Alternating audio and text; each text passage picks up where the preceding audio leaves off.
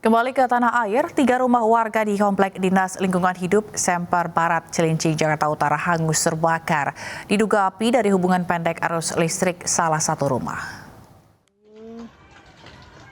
Ini rumahnya siapa ya? Mama Evan apa ya? Asap tebal terlihat saat kebakaran terjadi di Kompleks Dinas Lingkungan Hidup Semper Barat, Cilincing, Jakarta Utara. Kobaran api menghanguskan 3 rumah warga. Warga berupaya menyelamatkan barang-barang yang bisa diselamatkan.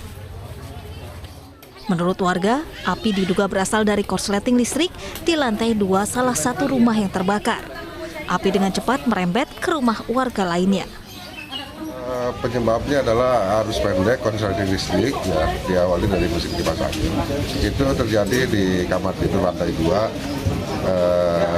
di gang parkir ini ya, RT 14. Namun dampak dari kebakaran ini kiri kanannya juga terkena, jadi ada 3 rumah yang kena musibah pada. Api berhasil dipadamkan setelah 6 unit mobil pemadam kebakaran dikerahkan. Tidak ada korban jiwa dalam peristiwa ini. Dari Jakarta, Sofyan Firdaus, iNews melaporkan. Belasan kios di Pasar Pangaribuan, Kabupaten Tapanuli Utara, Sumatera Utara ludes terbakar. Kerugian ditaksir mencapai ratusan juta rupiah.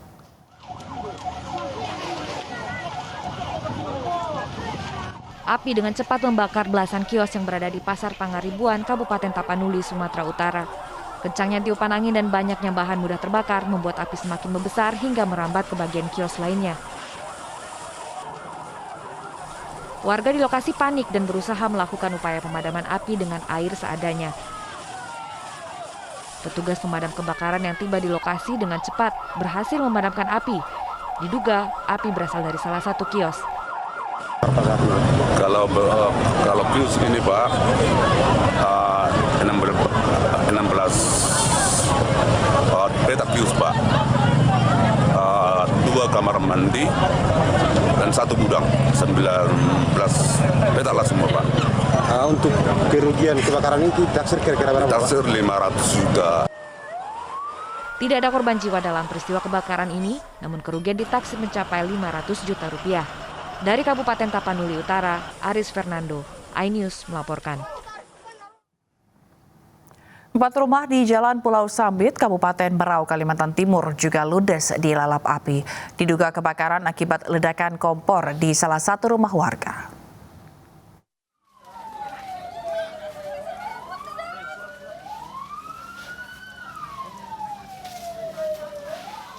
Kepulan asap tebal menjulang tinggi di kawasan Jalan Pulau Sambit, Kecamatan Tanjung Redep, Kabupaten Berau, Kalimantan Timur, Sabtu pagi. Sejumlah warga berlarian untuk menyelamatkan harta benda mereka. Karena material bangunan yang sebagian besar terbuat dari kayu, api pun cepat merembet. Kebakaran ini terjadi saat pemilik rumah tengah melangsungkan resepsi pernikahan di depan lorong masuk rumah. Tiba-tiba kepulan asap tebal muncul dan terdengar ledakan di bagian dapur. Diduga akibat pemilik rumah lupa mematikan kompor saat memasak. 7 mobil pemadam kebakaran dan 3 mobil water cannon Polres Berau dikerahkan untuk melakukan pemadaman. Sumber apinya ya dari rumah yang dekat sarang burung katanya sementara, tapi saya belum tahu persis karena kita kan nanti kewenangan polisi yang mau melakukan penyelidikan. Sumber apinya penyebabnya nanti kita dari kepolisian. Butuh waktu hampir 1 jam bagi petugas gabungan untuk melakukan pemadaman. Tidak ada korban jiwa dalam kebakaran ini, namun kerugian ditaksir mencapai ratusan juta rupiah. Aparat Polres Berau masih melakukan penyelidikan guna mengetahui penyebab pasti kebakaran. Dari Berau, Kalimantan Timur, Syaifuddin Zuhri, iNews melaporkan. BPBD Pandeglang merilis 1.100 rumah rusak akibat gempa magnitudo 6,6 yang menerjang Banten. Dari jumlah tersebut, 617 rumah rusak berat.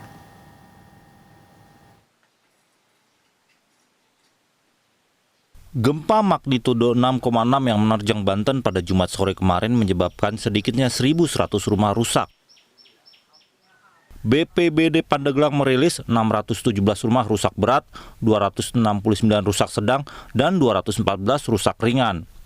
Bangunan yang rusak tersebar di 28 kecamatan di Kabupaten Pandeglang. BPBD Pandeglang juga melaporkan 200 lebih warga Pandeglang terpaksa mengungsi. Kepala BNPB Letjen TNI Suharyanto saat meninjau salah satu puskesmas di Kecamatan Sumur, Pandeglang yang mengalami kerusakan, menyatakan kerusakan terparah berada di Kabupaten Pandeglang. Jadi Kabupaten Pandeglang yang terdampak cukup parah. Memang ada beberapa kabupaten adalah Lebak, Pandeglang, bagian Bogor, Serang, tapi yang paling parah di Pandeglang. Di sini ada 1.100 rumah yang rusak, itu berkembang terus. Ada beberapa sekolah, ada kemudian sarana ibadah dan infrastruktur lainnya. Kepala BNPB menyerahkan bantuan logistik dan peralatan kepada pemerintah Kabupaten Pandeglang untuk meringankan beban warga dan membantu mempercepat penanganan pasca gempa.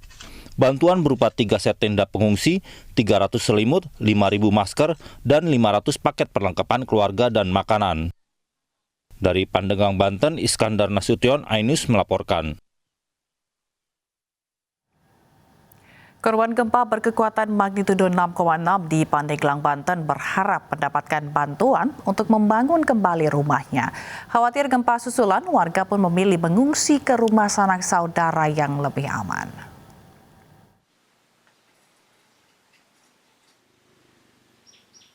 Korban gempa bumi di Desa Kertamukti, Kecamatan Sumur, Pandeglang, Banten melihat kondisi rumah mereka yang hancur akibat guncangan gempa yang terjadi pada Jumat sore. Salah satu warga, Nanang, 43 tahun, rumahnya hancur mencapai 60% dan sudah tidak dapat ditempati kembali.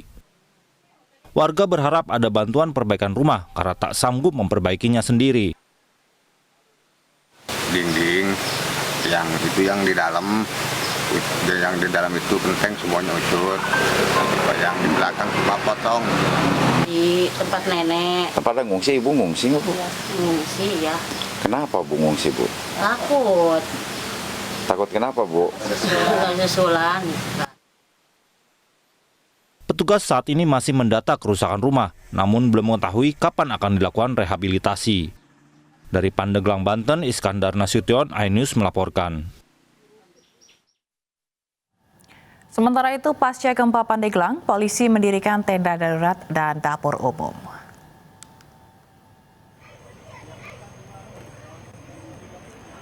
Korps Brimob Polda Banten menggelar tenda darurat untuk mitigasi bencana di Desa Kertamukti, Sumur, Pandeglang, Banten.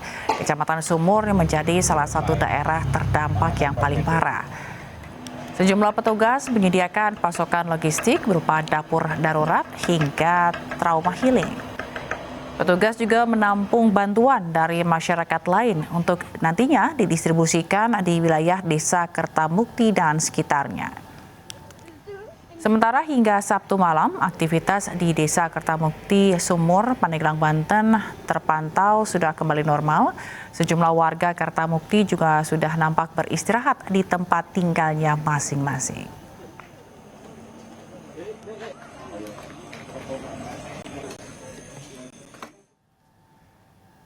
Kita ke Sumedang, Jawa Barat. Tebing setinggi 200 meter longsor di Desa Ciherang. Longsor terjadi akibat intensitas hujan yang tinggi. Allahu Akbar, ya Allah, ya Allah, ya Rabbi.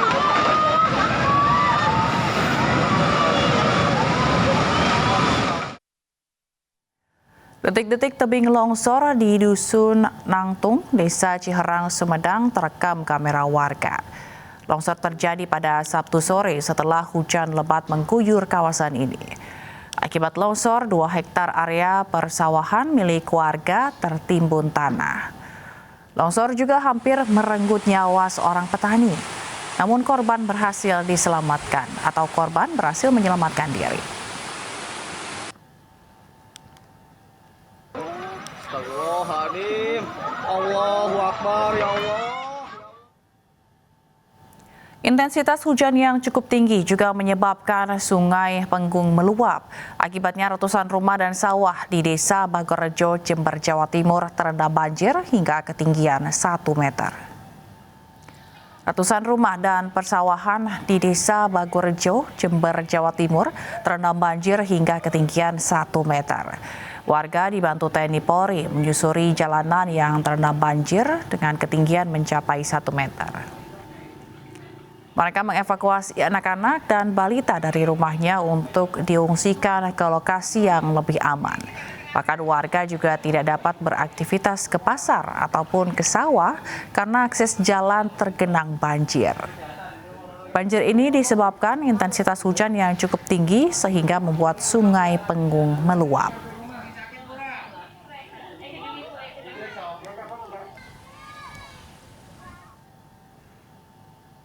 Warga di Dusun Kajar Kuning, Lumajang, Jawa Timur secara swadaya membuat jembatan darurat dari batang pohon kelapa. Jembatan darurat ini dibangun warga karena putus akibat banjir lahar Gunung Semeru.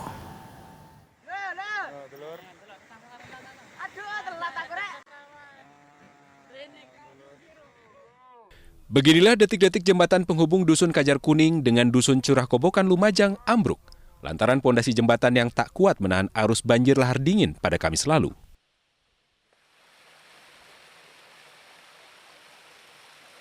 Kondisi jembatan terbelah menjadi 2 bagian dan hampir seluruh konstruksi jembatan rusak tergerus banjir lahar dingin. Pasca jembatan ambruk, Sabtu pagi, sejumlah warga bergotong royong membangun jembatan darurat menggunakan peralatan dan bahan seadanya. Warga Dusun Kajar Kuning secara swadaya membeli batang pohon kelapa dan disusun sedemikian rupa agar kendaraan, khususnya roda 2, bisa melintasi jembatan darurat. Jembatan darurat ini dibangun lantaran jalur ini menjadi satu-satunya akses bagi relawan yang memantau kondisi Gunung Semeru maupun untuk distribusi bantuan ke wilayah Kecamatan Pronojiwo.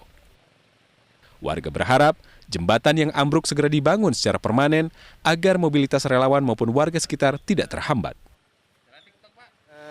Dengan adanya jembatan yang putus kemarin, ini masyarakat berantusias untuk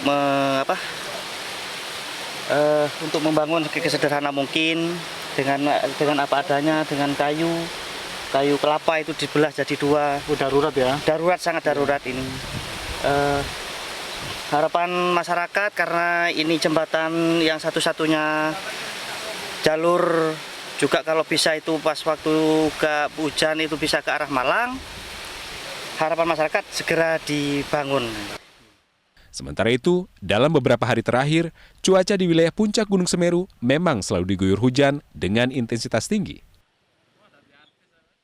Hal ini mengakibatkan banjir lahar dingin di 4 daerah aliran sungai yang menjadi jalur lahar.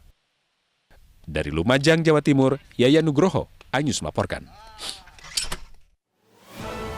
PT Kereta Komuter Indonesia menyebut rencana kenaikan tarif KRL Jabodetabek masih dalam pengkajian. iNews Pagi akan kembali sesaat lagi.